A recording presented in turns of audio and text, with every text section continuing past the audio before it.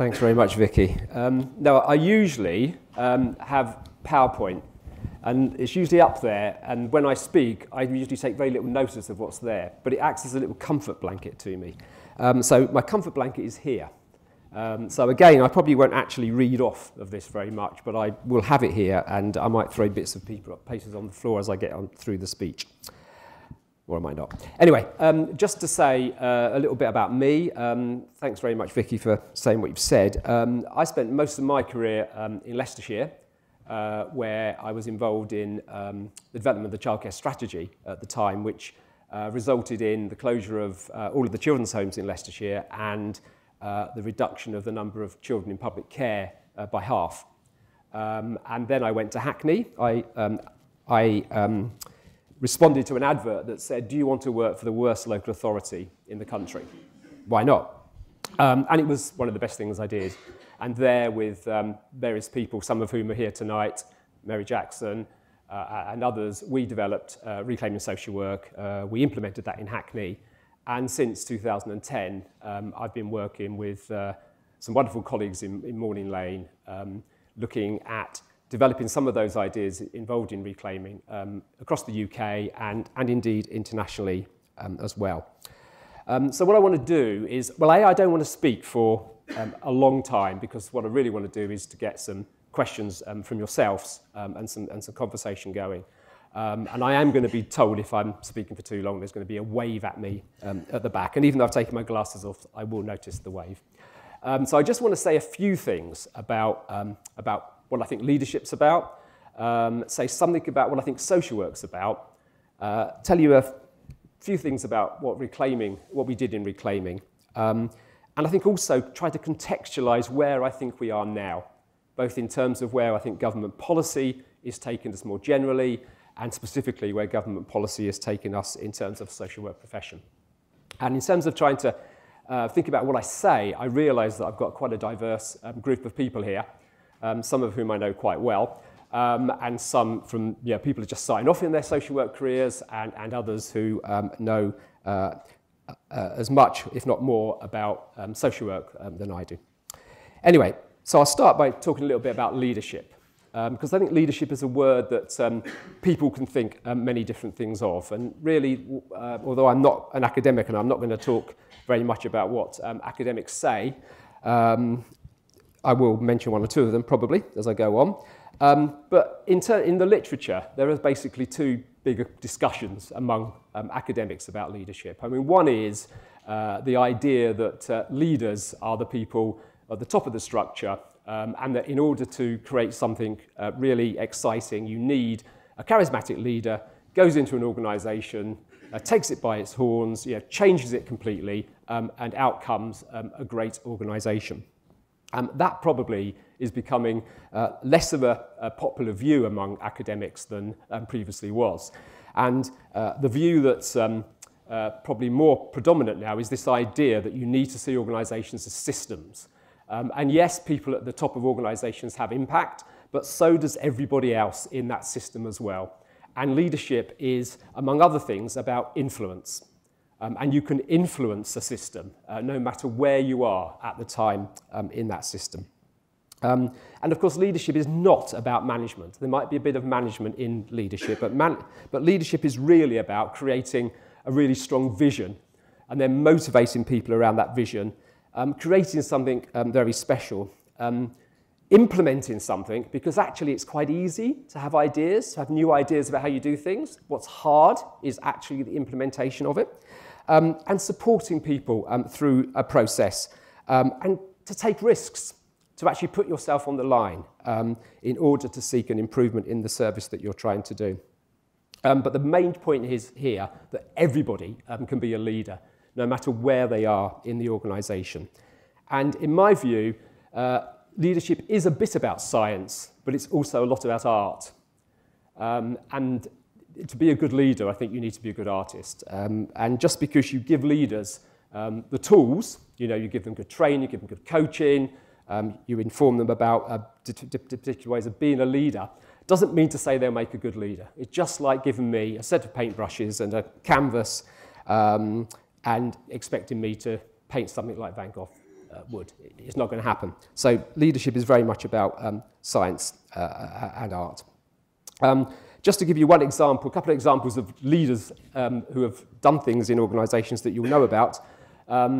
Richard Branson, when he started out, not now because I know he spends most of his time up in space these days, but when he started out, he used to spend 3 days a week working in his record shop in Oxford Street so that he could actually interface with customers.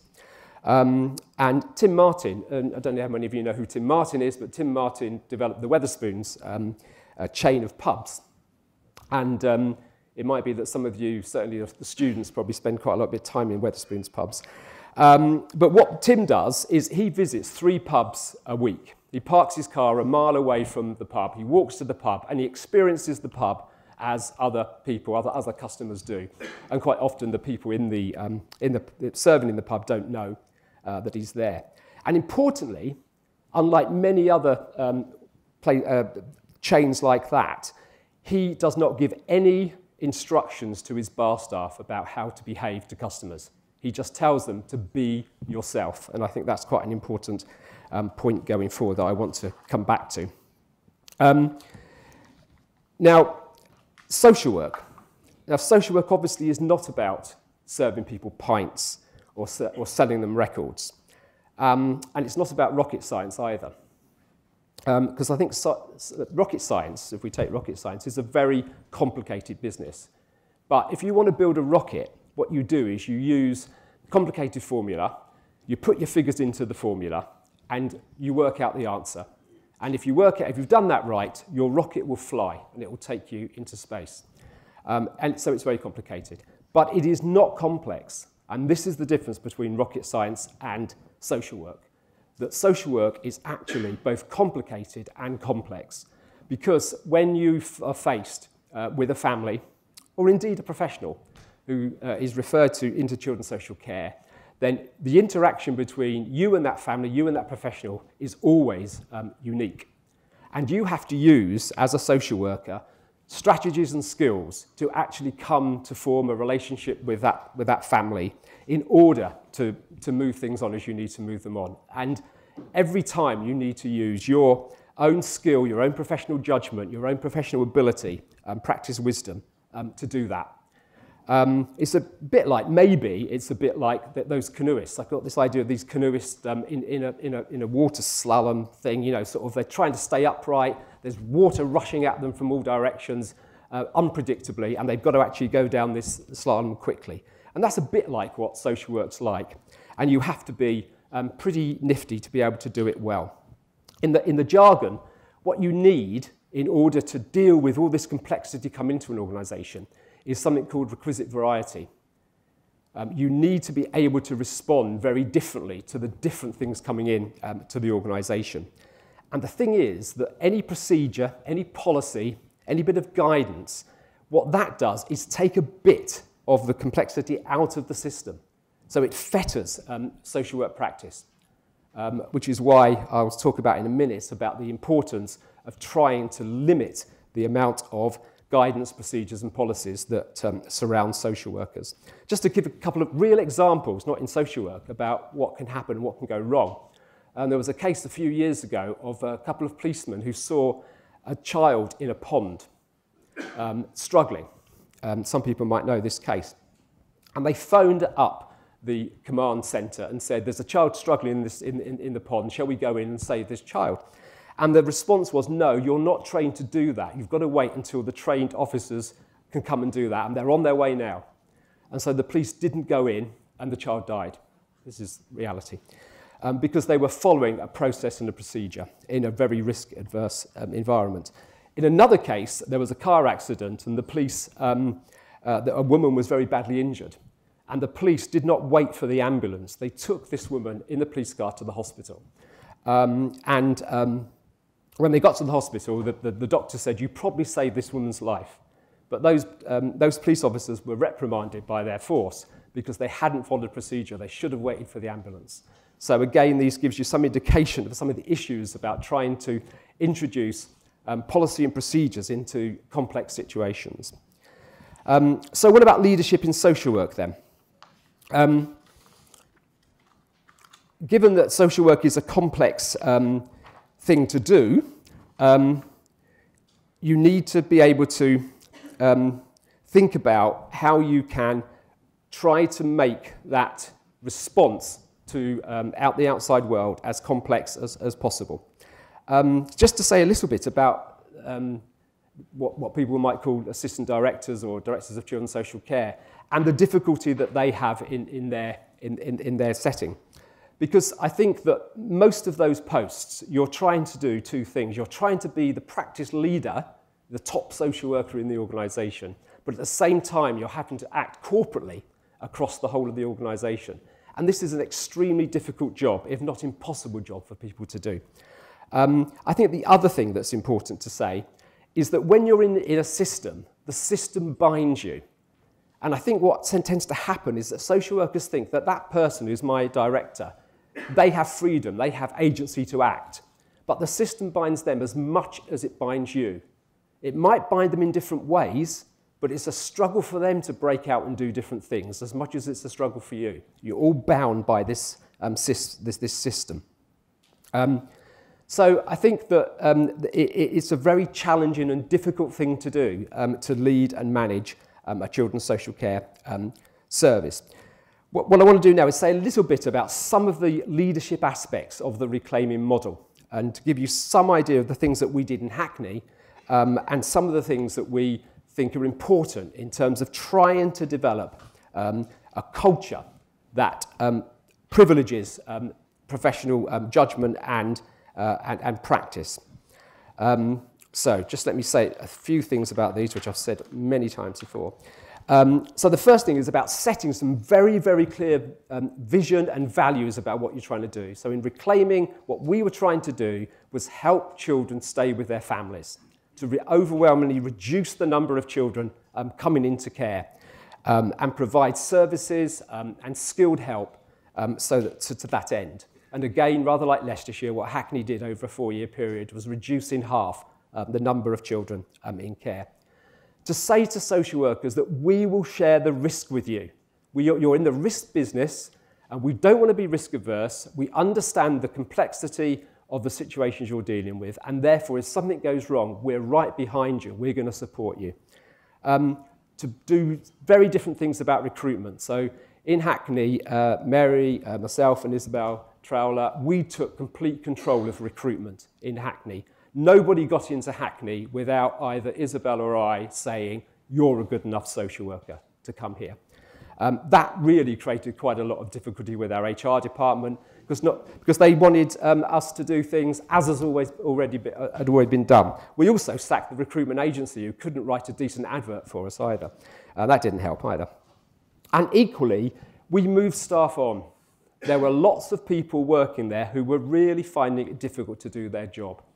And in those situations, 3 sets of people suffer. Obviously, the families suffer, or the young child in care suffers because they're not getting the best possible service from the organisation. Also, people suffer who are the peers of these people because they have to take on perhaps extra work to compensate for the fact the person's not doing the job well.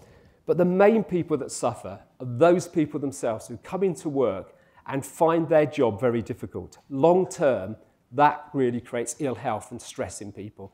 And I think local authorities and trusts have a duty of care to act quickly and responsibly and kindly to people who are in jobs that they're finding very difficult to do.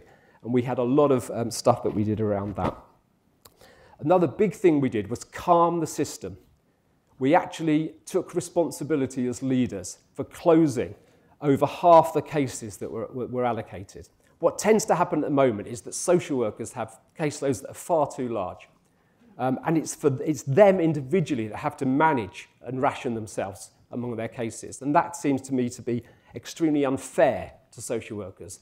Leaders themselves have to take responsibility for making sure that their social work staff have enough time to do social work. So we cut the number of cases that people had. And in fact, a lot of the work currently being done by Donald Forrester really shows that social work, when you're talking about sin cases, for instance, is pretty much ineffective. It pretty much is not really worth doing it. What social workers need to concentrate on are the cases where there's real risk, real change required, where there's real danger that children need to be separated from their families. And of course, we reduced processes. We got rid of most procedures, most policies, because at the end of the day, most decisions weren't about following a procedure. It was about exercising some professional judgment about what was required. And we had very clear methodologies that we promoted, methodologies that are now basically used in the frontline training. Took away the clutter from social workers and enabled them to spend far more time with families, twice as much time with families than social workers were doing in other authorities, and letting social workers make decisions. So apart from decisions about removing a child from home, we allowed social workers to make decisions rather than have to refer to managers. And of course, we created units, which I still think is the best way of actually running the service, because of the complexity required to work with a family. You might need one social worker to work with that family, but I think you need many heads to think about what strategies are best to work in those places. So that's some of the things we did in reclaiming. And cultural change is really difficult. As I've already said, trying to change a system is very difficult. And what I've been doing over the last few years is working with lots of authorities that wanted to replicate what we'd done in reclaiming. And they found it extremely difficult to do. There's a thing called implementation science in the literature that sort of talks about just how difficult change is. And I think that, yes, it is a science, but as I've said before, it's also an art as well. But more than that, you need to have passion for what you're doing, and you need to own what you're doing. There's no point just having an intellectual interest in actually going from A to B. It has to be in your heart as well, and really, really passionate about what you're trying to do. And if it's not there, the chances are you'll end up somewhere that you didn't intend to end up. Because on a day-to-day basis, the danger of compromise, the danger of saying, instead of just doing it this way, we'll do it that way, means that you'll end up in a very different place. And I think the labyrinth is, again, a thing that theorists have written about in terms of organisations. Organisations are like the labyrinth. The labyrinth, I think, was something in Greek mythology that kept the Minotaur at bay. But the thing about the labyrinth, it's like a maze, and every time you don't make the right decision, you go further and further away from the exit. And that sometimes is a bit like implementation in organisations. But what we were trying to do, basically, in Hackney, and what we, I think, achieved, was to completely liberate leadership away from us and give it to the people doing the jobs. So at the end of the day, when I left Hackney, I really didn't have anything to do. It was done. And I think that, that there was a day when I think we had a leaving do of someone, and there was loads of social workers around talking about social work. And I realised that that was time for me to move on, because we'd actually created something there which didn't need management in that sort of way, because the professionals there were really extremely good at doing the job they were doing. So dispersed leadership is what is required to run good social work services. I'm absolutely sure about that. And I think in most local authorities, there will be some dispersed leadership, intentional or not. And I think for you people who are setting out in social work or are currently frontline fellows, you need to find opportunities to exercise dispersed leadership. And remember that one of the major things that people talk about when they talk about leadership is the ability to influence. And I think everybody has got that. Everybody in the system, no matter where you are, has got the ability to influence. And don't wait until you get into a mythical position where you think you've then got control of the organisation. Because I've said already, people are bound by the organisation, whether they are a social worker starting off in their career or whether they're a top manager. So do that now. Use your influence. And you do that in many different ways. You can nudge things in the direction you want to go. It's a bit like working with the family, working with the system. So you've got lots of skill that you can apply to working in systems. You can test boundaries. There's a concept of proceed until apprehended. The Goffmanisation of people working in systems is well known. So you think that you can't do something, and so nobody does it. Well, try it. Do it. See what happens. Be sensible about it, but do it.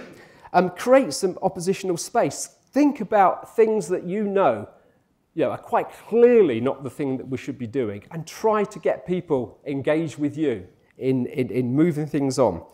Malcolm Gladwell talks a lot about the idea about ideas being infectious, talking to people that have got that you think you can infect with your ideas, and you can do that. You can do that with your colleagues and with your immediate superiors very easily. You can think about who is the best person. I've got this issue that I want to achieve with my family. I know my direct line manager won't like that very much. I also know they don't work on a Wednesday. I think I'll wait till Wednesday and I'll go to their manager. Those sorts of little things you can actually utilise to get what you want out of the system. You have to see yourself as having agency, that you've got the ability to make the difference. And of course, you need to know what rules you can break, what rules you need to follow, and when you can proceed until you're apprehended. So I just want to finish by saying a couple of things about context, because I think at the moment there's a lot of talk. In fact, I don't use Twitter very much, but I got myself into a little bit of trouble recently on Twitter.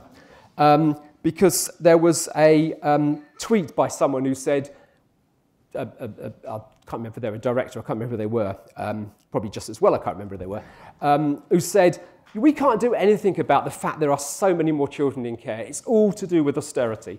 That's why we've got loads of kids in care. I don't think austerity is an excuse, and I don't think austerity should result in more children coming into care. What this government's doing to poor families is atrocious. The food banks, the rubbish private housing, the precarious employment position of many people is awful.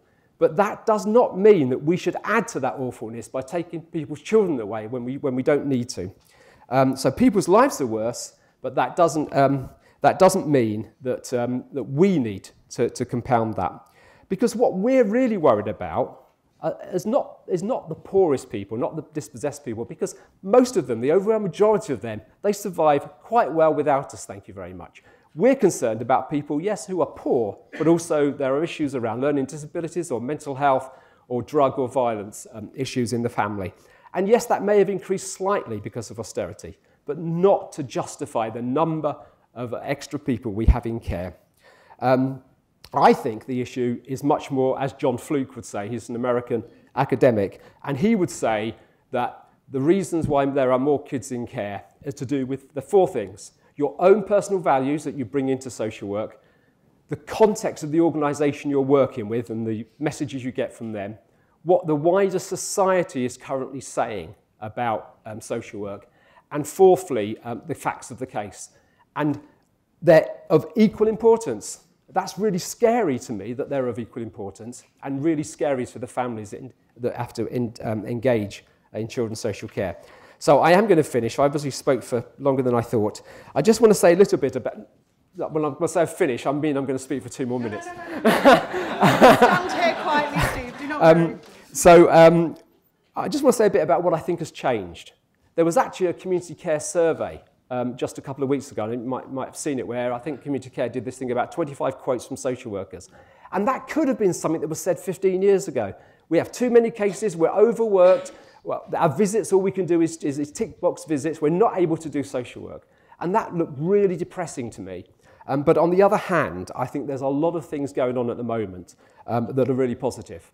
The idea that systemic practice is the way forward, and that it's spreading across the country, that systemic practice has a lot to offer social workers, and that social workers need to be skilled, not to be given tools. Tools are good, but only good if you're skilled at using them. Understanding that social work is a difficult job, but a rewarding and an exciting job. And there's examples of authorities that have got really strong vision about what they're trying to do. Even Ofsted's changed. The new guidance from Ofsted actually talks a lot more about practice than it ever has before. And of course, top leaders are often, that's what they're really scared about, Ofsted coming in and giving them a bad inspection. So there's a great opportunity now that Ofsted has actually changed to argue much more about practice. And the new What Works Centre that's going to be run by Donald Forrester, which is great. That, I think, will also make a contribution to our understanding about what works in social work. And of course, Frontline and others are attracting brilliant professionals, brilliant people into the profession of social work. That gives me great optimism for the future. We all have agency. We can all use that agency now. And I hope all of you will go and use your agency to collaborate with all of us to make a real difference to social work in this country. Thanks very much.